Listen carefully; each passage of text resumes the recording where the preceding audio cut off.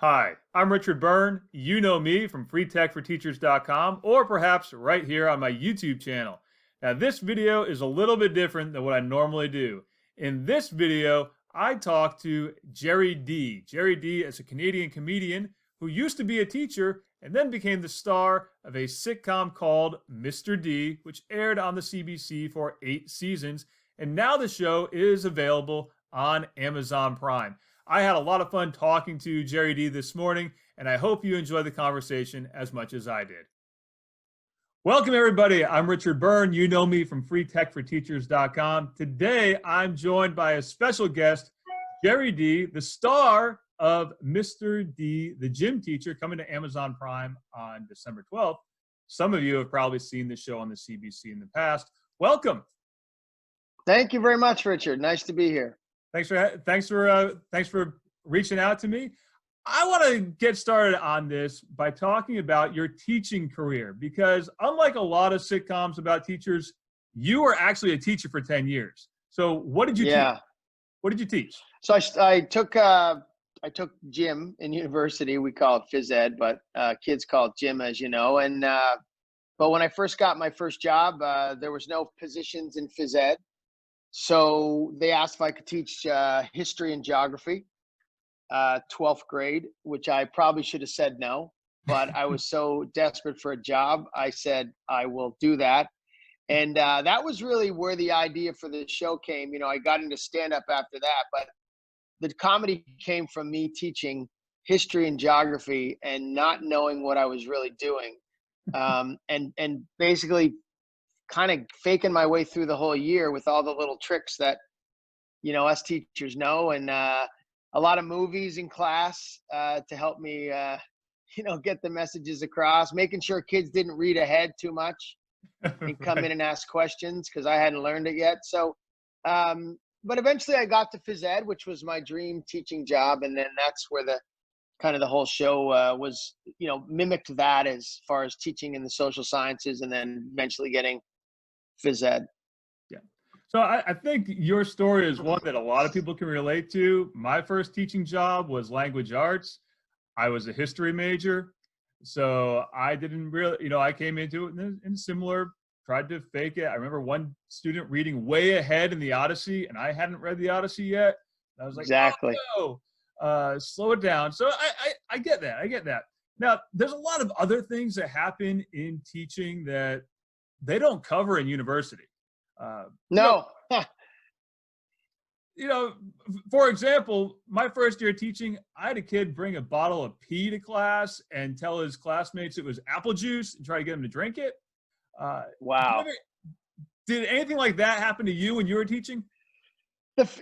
Along the same lines, one of the things about our show was I was always really adamant that it was authentic for teachers like us. I think that's where a lot of sitcoms miss the boat when they try to talk about education is they show things we never really do or we can do. And we were really authentic in that case. And one of those, examples is getting cursed at, kid coming in seventh grade and I just graduated university and I learned all the pedagogical techniques and I learned, all the rubrics and everything they teach you and how to classroom manage. But they don't tell you how to deal with a kid that tells you to F off.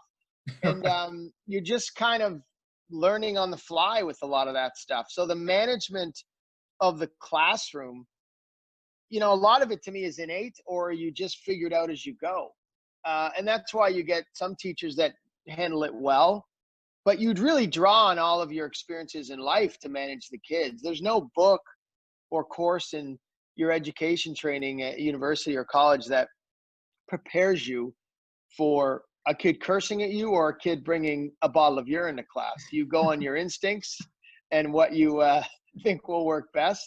For our sitcom, Mr. D, we try to find a lot of the comedy in that. And I think teachers will really take to it because a lot of the things we did on the show or my character did are things we think of doing,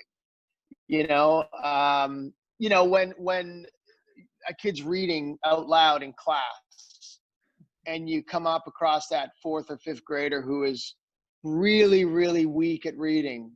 I mean, that's painful for us to sit there as well but you could never say that as a teacher, right? You just have good try. Okay, take your time.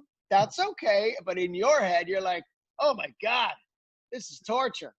So, I was very honest in the writing of the show with the writers, and didn't want to miss anything, but also didn't want to get anything wrong. And I think that's why teachers here in Canada, the show became a bit of a cult following here for teachers, because it is so authentic. And that's what I pride myself the most on, is creating it. Yeah. And that's one of the things that as I said to you before we started, I watched the show on the CBC when I was doing some work in Canada. And that was one of the things that I always loved about it. It was like, oh yeah, I can think of 3 other people that I've worked with who did the exact same thing that no one's going to talk about. Right. So I'll get you out on this. Obviously, the show is kind of a caricature of your teaching career and your time in the classroom. So there's obviously some comedic license taken. How are you in touch with any of your former colleagues, and how did they feel about the show? Yeah, I mean, I still talk to a lot of them. I taught at the same school for 9 of my 10 years. I substitute taught my first year, like a lot of us. And then, so these are my best friends still. A lot of them fed me stories. When we wrote the show, it was very important to me to bring in real teachers and get their stories. And, we have a clip that went really viral, especially in America.